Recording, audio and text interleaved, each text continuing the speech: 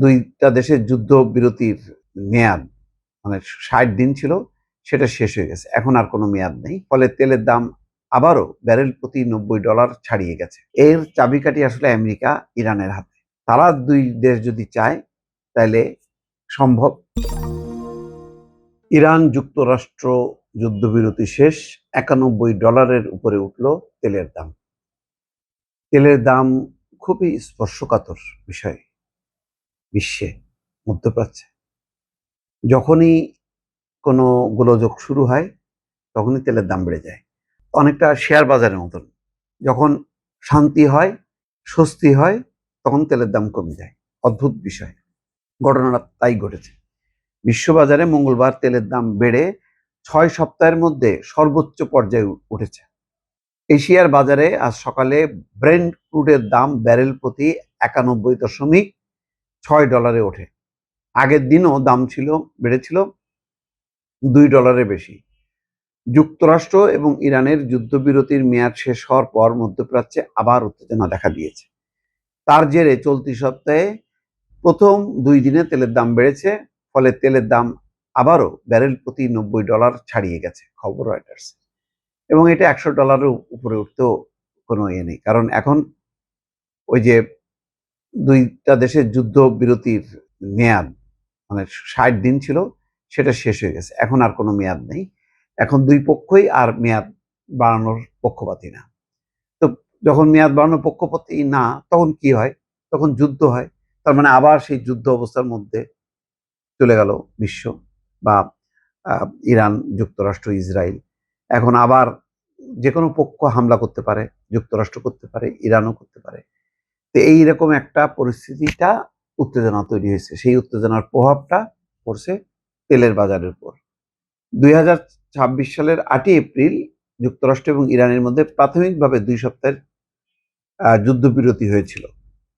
পরবর্তীকালে পাকিস্তানের মধ্যস্থতায় দুই দেশের মধ্যে আলোচনা হয়। লাস্ট 17 জুন 60 দিনের যুদ্ধবিরতির সমঝোতা স্মারক স্বাক্ষরিত হয়। এর মেয়াদ যে বাড়ানো হবে তা নিয়ে উভয় পক্ষ সাময়িকভাবে সম্মত হয়েছিল, কিন্তু সেই মেয়াদ আর বাড়ছে না। কথা ছিল এই 60 দিনের মধ্যে সমঝোতা স্মারক চূড়ান্ত করবে।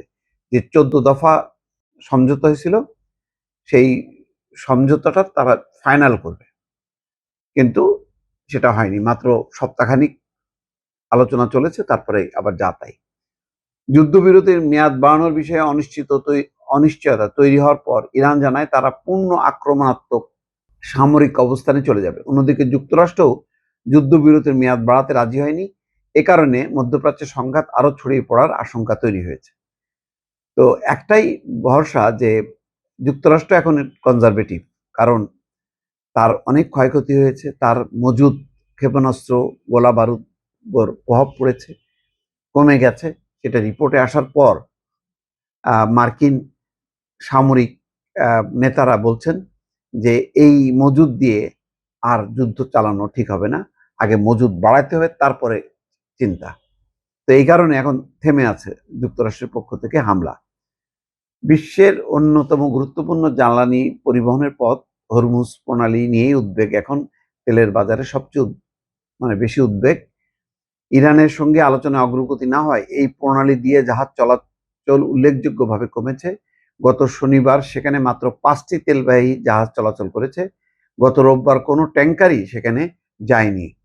তার আগের রোববার 31টি ট্যাঙ্কার চলাচল করেছিল। হরমুজ প্রণালী দিয়ে বিশ্বের মোট তেল সরবরাহের বড় অংশ পরিবহন হয়। ফলে সেখানে দীর্ঘস্থায়ী অচলাবস্থা তৈরি হলে বিশ্ববাজারে জ্বালানি সরবরাহ আরো কমে যাওয়ার আশঙ্কা আছে। এর সঙ্গে লোহিত সাগরে হুতিদের হামলা ঘটনায় নতুন করে সরবরাহ ঝুঁকি তৈরি হয়েছে। সব মিলে একটা কঠিন অবস্থা। এর চাবিকাঠি আসলে আমেরিকা, ইরানের হাতে। তারা দুই দেশ যদি চায় তাহলে সম্ভব শান্তি আলোচনা, সমঝোতা করে যুদ্ধ বন্ধ করতে। আর যদি সেটা না হয়, তাহলে এই পরিস্থিতি কোথায় যে